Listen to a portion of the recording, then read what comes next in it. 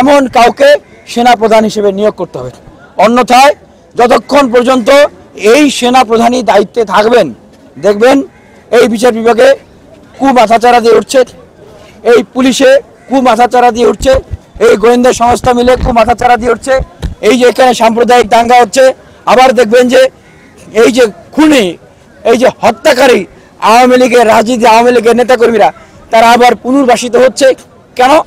কারণ এই সেনাপ্রধান কিন্তু তাদের দোসর এবং শেখ হাসিনার আত্মীয়। তাকে আগে সরান এবং এই যে রাষ্ট্রপতি, এই রাষ্ট্রপতিকে দ্রুত এখান থেকে সরাতে হবে। আমাদেরকে একটা জিনিস মনে রাখতে হবে যে এটা কিন্তু নির্বাচনের ভিতর দিয়ে সরকার পরিবর্তন হয় নাই। সরকার কিভাবে পরিবর্তন হয়েছে? গণ অভ্যুত্থান বা বিপ্লবের ভিতর দিয়ে, বা বলতে পারেন যে একটা যুদ্ধের ভিতর দিয়ে। যুদ্ধ পরবর্তী অবস্থায় এতদিন যে রাষ্ট্রের মেকানিজম সেট গুলো ছিল, সেই সেট গুলো যে আবার নতুন বিপ্লব উত্তর সরকারের সাথে খুব সুন্দর শান্তিপূর্ণভাবে ফাংশন করবে, এটা কিন্তু চিন্তা করার কোনো কারণ নাই। কেন নাই আমি বলি, এটা বুঝতে হবে আমাদেরকে। কেন নাই? এই যে প্রধান বিচারপতি এবং আরো অন্য অনেক বিচারপতিরা রয়েছেন যারা অন্যায়ভাবে মানুষকে মৃত্যুদণ্ডের আদেশ দিয়েছেন, দেয় নাই? দেয় নাই? জামাত ইসলামের নেতাদেরকে ফাঁসি দিয়েছে কারা? কারা ফাঁসি দিয়েছে? এই বিচারপতিরা ফাঁসি দিয়েছে।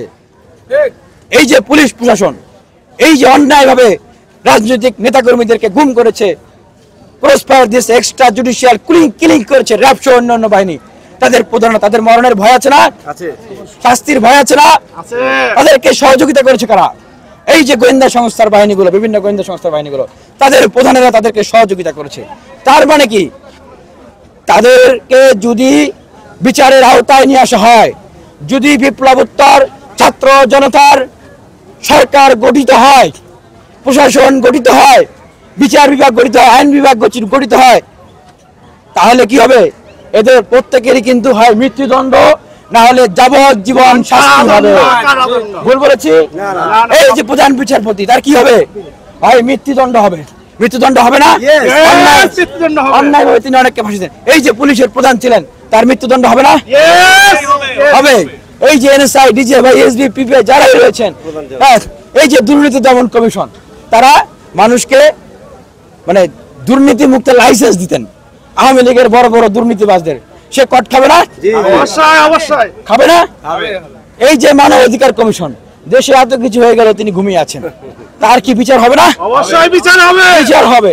এরকম প্রত্যেকটা অঙ্গ প্রত্যঙ্গের মানুষদেরকে কিন্তু বিচারের আওতায় হবে। কারো ফাঁসি, কারো যাবজ্জীবন, সবাইকে কারাগারে যেতে হবে। এই জন্য এই যে দুর্বৃত্ত ব্যবসায়ীরা, এই দুর্বৃত্ত ব্যবসায়ীরা বাংলাদেশের মানুষের সবচেয়ে বড় শত্রু, সবচেয়ে বড় রক্ত চুষে খেয়েছে। বলবো যে তাদের কোনো ব্যবসা প্রতিষ্ঠান ভাঙচুর করার দরকার নাই, তাদের কর্মকর্তা কর্মচারীদেরকে মারার দরকার নাই, অগ্নি সংযোগ করার দরকার নাই। যারা কালপ্রিটদেরকে চিহ্নিত করুন, তারা প্রত্যেকেই বাংলাদেশের সবচেয়ে বড় দুর্নীতিবাজ। তাদেরকে গ্রেফতার করুন, কারাগারে নিয়ে আসুন। তাদের ধন সম্পদ যা আছে, প্রয়োজনে ছাত্র জনতা রাষ্ট্রীয়ভাবে সেগুলো পরিচালিত হবে, রাষ্ট্রের মানুষ ভোগ করবে। কিন্তু বোকার মতো কারো উস্কানিতে এগুলো ধ্বংস করবেন না। উস্কানি কারা দিচ্ছে? সরকার চলে গেছে, আওয়ামী লীগ, আরেক দল আছে চার্টার দল, যাদের মেধা মস্তিষ্ক এখনো সেই নষ্টই রয়ে গেছে, পচাই রয়ে গেছে, তারা আবার গিয়ে এগুলো দখল করার চেষ্টা করতেছে। আরেক গ্রুপ আছে যারা এখানে কু ঘটাতে চায়, যারা এখানে ইন্টারভেন করতে চায় সরকারকে নিয়ে আসার জন্য, তারা সেগুলোতে আরো ফুয়েল দিচ্ছে যে হ্যাঁ তোমরা করো, আমরা তোমাদের সাথে আছি। এগুলো আমাদেরকে বুঝতে হবে। সুতরাং কোনোভাবেই কোথাও আওয়ামী লীগের দোসর কাউকে রাখা যাবে না। বিশ্ববিদ্যালয় কলেজের ভিসি প্রক্টর যারা আওয়ামী লীগের দালাল ছিল, বুদ্ধিজীবীদের নামে যারা বুদ্ধি বেশ্যাবৃত্তি করেছে, তাদেরকে বিশ্ববিদ্যালয় কলেজগুলো থেকে বয়কট করতে হবে। তারা সমাজের মেধাবী শিক্ষার্থী এবং সমাজের যারা ফার্স্ট ক্লাস নাগরিক বলি আমরা, তরুণ, তাদের প্রতিনিধিত্ব করছে, কিন্তু মূলত আসলে তারা শেখ হাসিনার অবৈধ সরকার, অবৈধ নির্বাচনগুলোকে তারা পালের গোদার মতো তারা সাইন করে করে তাদেরকে স্বীকৃতি দিয়েছে। আমি মনে করি তাদের মুখে যদি এখন বাংলার জনগণ থুথুও মারে, তবুও এটি আসলে সহজ হবে না।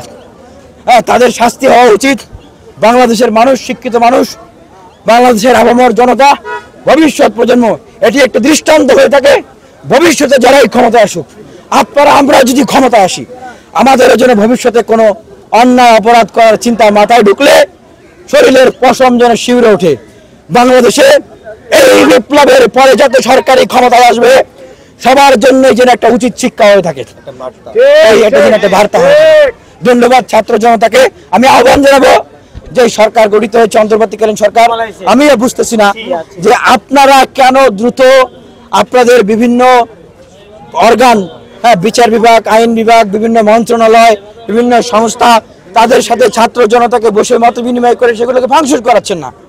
আমি একটি জিনিস দেখলাম যে আজকে আমাদের এখনকার যিনি আইনের দায়িত্বে রয়েছেন, আইনমন্ত্রী বলা চলে, আইন ও বিচার বিভাগ, ডক্টর আসিফ নজরুল স্যার, তিনি চলে গিয়েছেন রংপুরে। আপনি কেন স্যার রংপুরে যাবেন? একজন গেলেই তো যথেষ্ট। সেখানে প্রধান উপদেষ্টা গিয়েছেন, তার সাথে কিছু ছাত্র বন্ধুরা গিয়েছেন, অথবা সেখানেও ছাত্র বন্ধুরা আছেন, তারা তাকে সঙ্গ দিবেন। রাষ্ট্রের এখন সংকট চলছে, আপনাদের তো সবার সব জায়গায় একসাথে যাওয়া দরকার নেই। আপনারা যাকে যেই দায়িত্ব দেওয়া হয়েছে তারা সেই দায়িত্ব সামলান। নিজেরা সামলাতে না পারলে আপনারা দলমত নির্বিশেষে, আই রিপিট দলমত নির্বিশেষে আপনারা সকলের সহযোগিতা নেন। এখানে কিসের ছাত্র অধিকার, ছাত্র শক্তি, ছাত্র ইউনিয়ন, ফেডারেশন, ছাত্র শিবির, ছাত্র দল, সাধারণ শিক্ষার্থী, সবাই বাংলাদেশের ছাত্র। বাংলাদেশের এই ক্রাইসিস, এই যে এই যে প্রতিবিপ্লব, এই পরিস্থিতিকে মোকাবেলা করতে সকলকে সাথে নিয়ে মোকাবেলা করতে হবে। নিজেদের ভিতরে এখন যে বিভেদের বিষ বাষ্পকে উস্কিয়ে দেওয়া হচ্ছে, ও তো অমুক দল করে, ও তো রাজনীতি করে, ও তো শিবির করে, ও তো সাধারণ শিক্ষার্থী, এই সমস্ত কিছু বলে, ও তো মন্ত্রী হয়ে গেছে, ও তো মন্ত্রীর উপদেষ্টা হতে চায়, এই সমস্ত কিছু বলে নিজেদের ভিতরে একটা বিভেদ তৈরি করার চেষ্টা করা হচ্ছে। এটিও কিন্তু যারা করতে চায় তারা আরো উস্কে দিচ্ছে যে হ্যাঁ, তোমরা নিজেদের ভিতরে বিভেদ তৈরি করো, সংঘাত তৈরি করো, আমরা সুন্দর সিস্টেম মতো আমরা আবার ক্ষমতায় ব্যাক করি। কোনো ধরনের সুযোগ দেওয়া যাবে না। ছাত্র শ্রমিক জনতা গড়ে তোলার কথা, ঐক্যবদ্ধভাবে আমাদের বিপ্লবকে সবল করতে হবে, রাষ্ট্রকে সংস্কার করতে হবে।